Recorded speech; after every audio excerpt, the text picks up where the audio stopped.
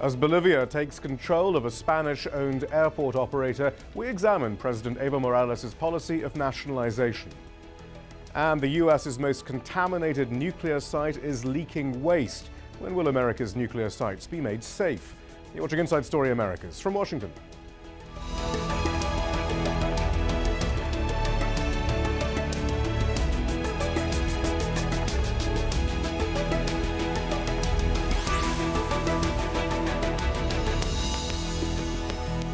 Hello, I'm Shia Brajansi. When he was elected in December of 2005, Bolivia's Evo Morales promised to break with the past and govern in the interests of the country's indigenous majority. And over the last 7 years, he has steadily increased state control over the country's economy, nationalizing many key assets, including foreign-owned energy firms and communications companies. On Monday, the state took control of the Spanish-owned airports operator SABSA. In a televised address, Morales said the company had failed to fulfill investment commitments promised almost 2 decades ago and had made an, quote, exorbitant profit with a derisory capital input, end quote. The Bolivian government acted despite last month's plea from Spanish Prime Minister Mariano Rajoy for Latin American countries to respect his country's investments in the region. I'm joined from Los Angeles by Gerardo Munck, who is Professor of International Relations at the University of California. And here in the studio, Eric Farnsworth, Vice President of the Council of the Americas. Eric Farnsworth, first of all, this wasn't a surprise, though, was it? There seems to have been pretty clearly signposted, this action on the SABSA unit. Yeah, the specific actions are very consistent with what he's been doing for years. I mean, his political party in English is called the Movement Towards Socialism. Part of the aspect of socialism, as President Morales is trying to implement, are state ownership of the heights of the Bolivian economy. So this is something that's very consistent with his previous actions on energy and in other sectors as well. I don't think it's a surprise.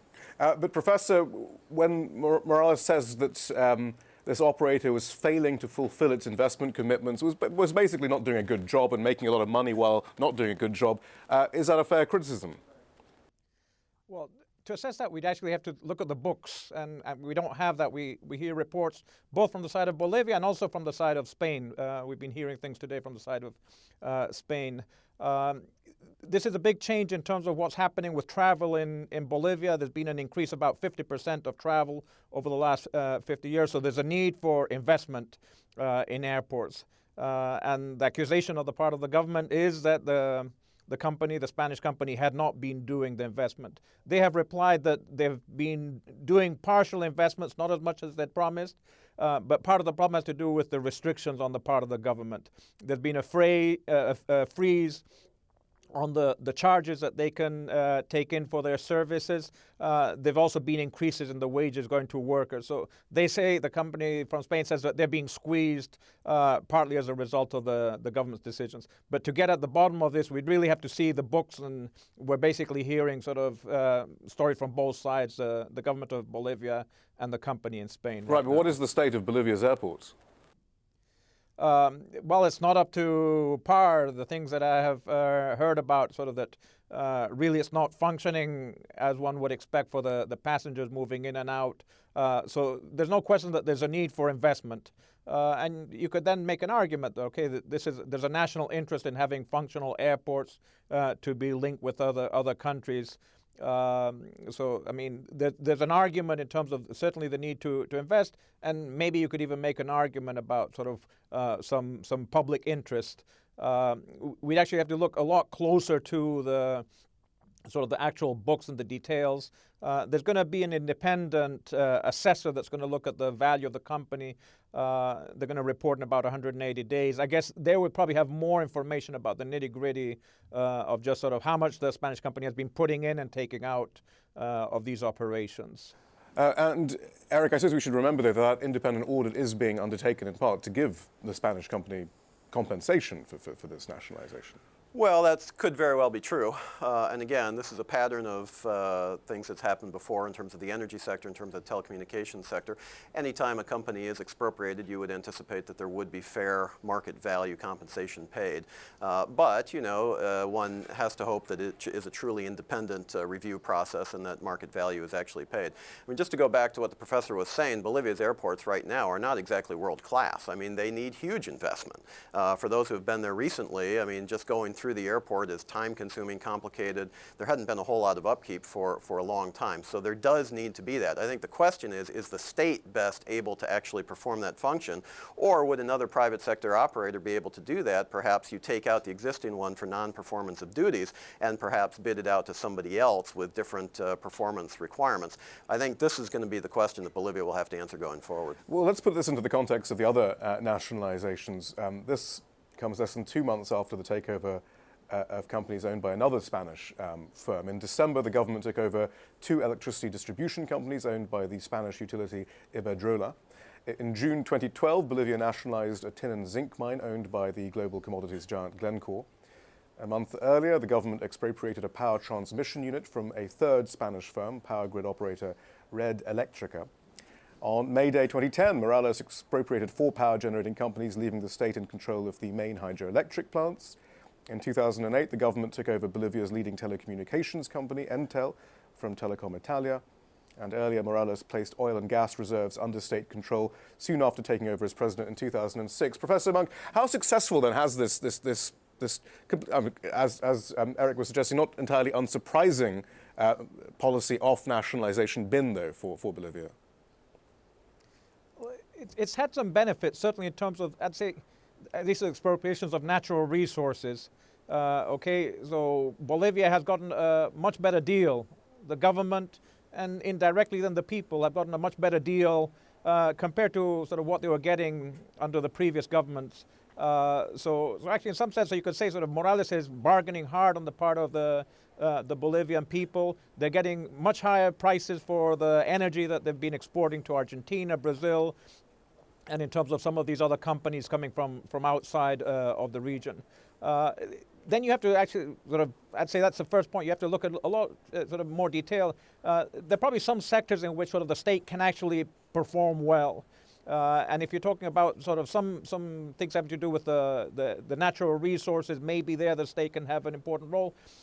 When it comes to the management of airports, it's hard to say that there's some kind of a natural role for the state to be had there. So the point that was made about sort of maybe opening up for competition and having some other company that does actually keep their word in terms of investment, that's something that might be considered in Bolivia. I haven't heard anything about that. But one would have to look at sort of the different sectors of the economy in which the state could possibly have an important role, maybe in partnership. Public utilities is one that's been a traditional one, and also where you could have foreign investment. Right. The question that go ahead, sorry. Yeah, I mean, the question that sort of from the perspective of Bolivia is that these signals certainly going to scare away foreign investors.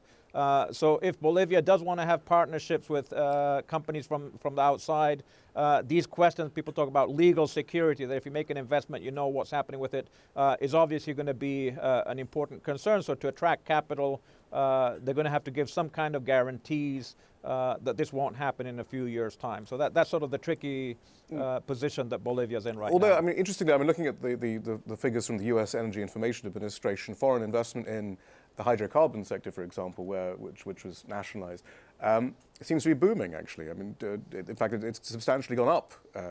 In 2010, we have foreign firms and the state firm investing $1.5 billion. That had been $247 million in 2005, and now the estimate is for $2 billion investment in oil and gas in the coming, or in 2012, I think. So it hasn't scared away investment. Well, it has and it hasn't. I mean, it's not to say that new investment won't occur. it's to say that as much investment as might otherwise occur is not going to. But you can't prove a counter negative. Right. And the other thing is the quality of investment. I mean, what we're seeing is instead of Western companies perhaps going into the Bolivian gas fields, you're seeing Chinese interest, and you're seeing other interest from companies and countries that maybe don't have the same history of investment in some of these countries. Now, Quality, that was a very interesting word. well, I mean, a country like Bolivia might find that politically attractive, and we can understand the politics behind it. But when it comes to the long-term ability to efficiently develop the resources for the benefit of the Bolivian people, I think you have to ask the question, is that the best way to go about doing it? But I wonder sometimes, Professor, whether we get caught up with the headlines in The Economist and very angry editorials about nationalization. But it's slightly more nuanced. I mean, certainly with the oil and gas industries, it wasn't so much of an expropriation of assets and things like that. It was more of a renegotiation, a rather relatively civilized renegotiation of royalty agreements and things like that. Or, for example, with the electricity firms, you know, I mean, there was a rational reason. They were charging rural areas 5 times as much as the cities. I mean, this wasn't just sort of, you know, irrational socialist firebrand leaders gone mad. I mean, the broader context is this is a huge change from the politics of the 1990s. Here you have governments that you'd say are much more nationalistic, are treating investors in a more critical way. And I'd say sort of in terms of the perspective of the Bolivians, the deals that foreign companies were receiving in the 1990s were probably too generous. Maybe we can have a discussion whether we've shifted too much in the other regard. But you have an elected president that's doing what his electorate is basically sort of looking for. We have to think about the political as well as the economic rationale behind these decisions. But the economy does seem to be doing quite well, Eric Farnsworth. Huh? Well, again, I mean, Bolivia has natural resources, and those natural resources attract quite a bit of hard currency in the global market. Somebody's going to buy them. The question is Bolivia developing those resources in the most effective and efficient way? But I think going back to the point you were making about, you know, a rational and fair negotiation, perhaps, but I think the investors would counter and say that it's difficult to have a fair negotiation when the gas fields, for example, have been occupied by the Bolivian security forces. Well, that's negotiation at the point of a gun. So, I mean, that's the type of thing that, yes, there's an open negotiation, but the bottom line from the Bolivian government perspective is we are going to have an outcome here that favors us, and you, the investor, can take the offer that we are offering, or you can walk away without it. I think the issue here is that the European companies in particular have been the ones that the Bolivians have been targeting. And we know about the colonial history and all of this, and the politics here are very, very important. History is very important. I'm not trying to get in on one side or the other, but simply to say that, and I think the professor made this point very well, politically, this wins in Bolivia. This is something that the president was elected to do. He said he was going to do it, and he's doing it, and his popularity is increasing. My point is that over the longer term, is this a sustainable policy once the actual engines of growth in a country are nationalized and maybe the productivity is not as efficient or as effective as it might otherwise be? But in the time being, for the short term, the president, I think, has reaped political benefits from that, and I think he's going to continue to do that. Just one point to follow up. Though the target of the Bolivian nationalizations have been the Europeans, the Spanish of the last rounds, some of the early ones, and actually some of the most notable ones, the target were the Brazilian state company, while President Lula was in power in Brazil, sort of a close political ally of Evo Morales, who had supported him in his election. Also Argentina, the Kirchners that were also very supportive of Morales. So you've had a nationalistic policy, not vis-a-vis the old colonial powers or Europe, but also with two countries, Brazil and Argentina, that are pretty dominant in terms of the regional economy, that are important buyers of the energy from Bolivia. So it's a little bit more complicated, the geopolitics. Not just score settling. Yeah. All right, Professor Munck, thank you very much. Eric Farnsworth, thank you. Thank you. Now to the startling news that radioactive waste could have been leaking from a tank at a nuclear site in Washington state for a number of years. The government says there's no immediate danger to the public, but the leak is raising concerns once again about how America handles its growing stockpile of nuclear waste. Here's Rob Reynolds. The Hanford nuclear reservation is one of the most contaminated sites in the United States. Now, the U.S. Department of Energy says one of its tanks is slowly leaking up to 1,100 liters of toxic waste every year. There's some suggestion that this leak has been going on for years rather than weeks. The Hanford nuclear facility was built in the 1940s as part of the Manhattan Project, which made the first atomic bombs dropped on Japan in 1945. The tanks built to store the toxic byproducts were never meant to last this long. The U.S. government partnered with state authorities to decontaminate the site in 1989, but cleanup efforts have run over budget and behind schedule. The greatest danger posed by the leak is that the waste could flow underground and reach the nearby Columbia River. So far, there's no evidence it has. But the lack of an immediate threat does not in any way, shape, or form should be allowed to reduce the recognition of the long-term threat of this material reaching groundwater and or the Columbia River. Despite decades of planning and debate, the U.S. has still not decided on a site to permanently store its more than 60,000 metric tons of radioactive waste, some of which can remain deadly for thousands of years. At the moment, the waste is stored temporarily at reactor sites. Last month, the government announced plans to search again for a final waste repository, but said it wouldn't be ready for another 35 years. Rob Reynolds, Al Jazeera. Let's discuss this further. We're joined by Harvey Wasserman, an anti-nuclear activist and journalist. Harvey, I guess the first striking thing about this story was how matter-of-factly the Hanford nuclear reservation is subtitled the nation's most contaminated nuclear site. How has this been allowed to go on for so long? Because they have no other way to deal with it. When they first created these materials as part of creating the atomic bomb 70 years ago, they didn't figure on what they were going to do with the atomic waste, the same as the nuclear power industry says, okay, well, we'll take care of this somehow down the road, but no solution has come forward. There are 177 tanks, very large tanks, at the Hanford Reservation. 149 of them are single shell tanks, which the materials that they're storing are incredibly corrosive, incredibly radioactive. There's nothing else like them on Earth, and there's nothing in nature that was designed to deal with these incredibly toxic materials. And the idea that any of this stuff could get into the Columbia River, which is only 10 miles away, is essentially an apocalyptic situation. That stuff gets into the Columbia River, you're going to have to abandon that river somehow. It all flows into the Pacific Ocean. It's a horrifying situation, and I have heard estimates, a minimum of $70 billion, which would be required to do a cleanup of Hanford, if you can in fact define what cleanup means. And this is pervasive throughout the nuclear industry in the United States and all over the world. But what about oversight? We're told now that one of this cast could have been leaking for years. What sort of oversight is there? Well, it's decades, really. Nobody knows. These are single-shell, old-style tanks. The materials in them, we have absolutely no comprehension of how to deal with them. They're radioactive, they're toxic, they're corrosive. Nobody can even define what's in there. We don't know if there's explosive capability.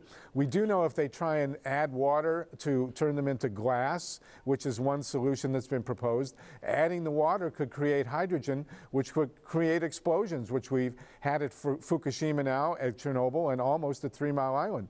This stuff is satanic, and they're creating more of it at our commercial nuclear power plants. It doesn't make any sense whatsoever. So is the U.S. any closer to sorting out disposal problems at commercial nuclear reactors as well as defense reactors? No, absolutely not. The only solution we see at commercial reactors is to take the rods out and put them in boxes, which they call dry cask, and let them sit there and hope they don't blow up or aren't attacked by terrorists over the next 20, 30, 40 years, and then maybe there'll be a solution further down the road. There is no central repository anywhere on Earth for the high-level nuclear waste being produced by commercial reactors, just as there's no, after 70 years, there's no solution for the materials that were created in the Manhattan Project for the atomic bomb. We've jumped off a cliff here twice, and still with no solution.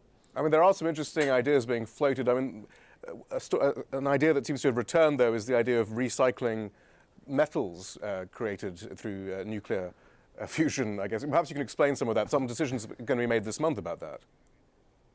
Yes, the nuclear industry and the metals industry, they want to take radioactive materials, metal materials from various nuclear plants, both from the weapons and the reactor industry, commercial, and turn it into consumer goods so that you could actually buy pots and pans, zippers on your pants, children's toys made from radioactive metal. I mean, this is psychosis taken to another level. And to allow these materials into the commercial stream of commercial products, consumer products, is the definition of insanity. And the worst of it, of course, is Hanford, where these radioactive materials have been sitting since the Manhattan Project. And of course, the old Soviet Union at Chelyabinsk and other sites, they also have tremendous amounts of radioactive material, which also haven't been dealt with. And yet to continue to create these materials in nuclear power plants and then talk about recycling these materials into the commercial waste stream, product stream, it boggles the mind that people would be so irresponsible. Well, let's just remind ourselves of how many nuclear power plants there are. There are 65 operating commercially in the US, spread over 31 states. There are 104 nuclear reactors in all, and these plants generate about 1/5 of US electricity. Harvey Wasserman, I mean, that's still quite a substantial number of plants and reactors. And yet, you recently wrote that the nuclear industry is beginning to collapse. What do you mean by that? Well, it's deteriorating very quickly. There are 2 reactors that will definitely shut this year, commercial reactors in the United States, Kewaunee in Wisconsin and Crystal River in Florida. There are 2 more in California at San Onofre between LA and San Diego that have been shut for a year, and we are desperately trying to keep them for reopening. I think we'll win that. There are a number of reactors in the east, especially Vermont Yankee, Indian Point, Fitzpatrick, and Jinnah in New York State. They're all under fire, Oyster Creek in New Jersey. This industry is falling apart. These reactors are old. They are unreliable. They're being priced out of the market by gas and by renewables. And it's a technology that never really quite worked. Richard Nixon said there'd be 1,000 reactors in the U.S. by the year 2000, and yet now we have 104, and the number is going down. It's also essentially gone from Europe. Nobody in Europe is going to be building any substantial number of nuclear power plants. Even France, which was the poster child for nuclear power, is turning away. And Germany, of course, has shut 8 reactors, and they're switching entirely to green power. If there's a future for this generation of reactors, it's in China, India, Russia, and South Korea.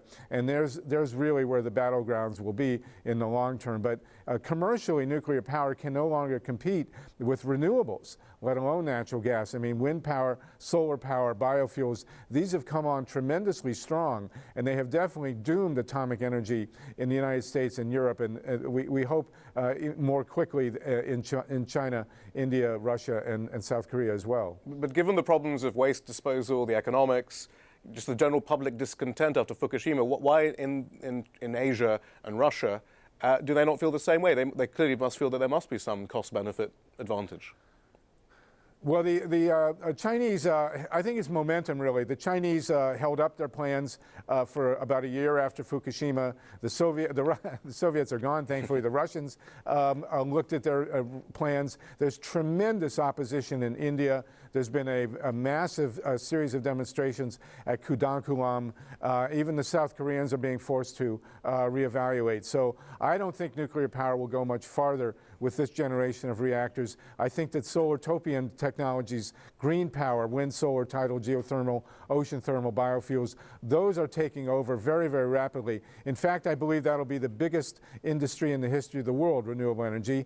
It will actually dwarf the internet in dollar volume, and it's really taken root in the United States and especially in Europe, and I think it will spread to Asia. And these tanks at Hanford and the 70,000 tons of spent fuel in the United States with nowhere to go, more than that worldwide, this is a reminder that this technology needs to be abandoned as quickly as possible. This leak at the tank in Hanford is just a reminder of what can happen to materials even 70 years later, where we're struggling to find a solution as to how to deal with them.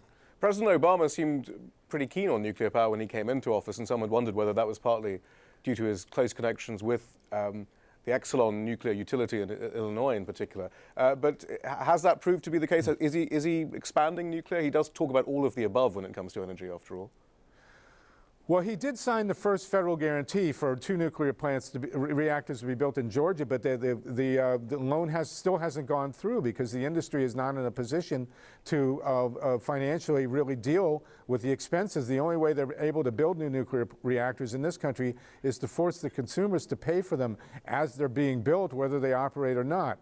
And so we only have 4 reactors even ostensibly under construction in the United States. I'm convinced they'll all be abandoned.